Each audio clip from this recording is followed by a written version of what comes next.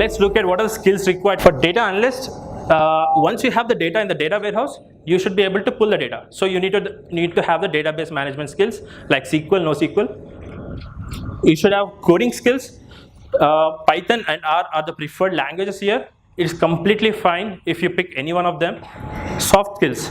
So for a data analyst, once you get the insight, you should be able to convince your product manager that this is the right insight and this has to be implemented into your product. So you should have good communication skills.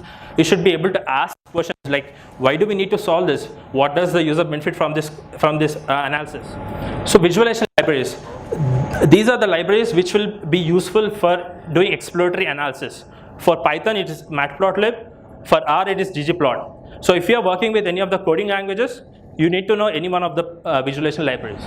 And the dashboards. If you are not familiar with the languages, you can use dashboards instead. What dashboards do is they directly connect to your databases, and you can just use your SQL queries and produce visualizations.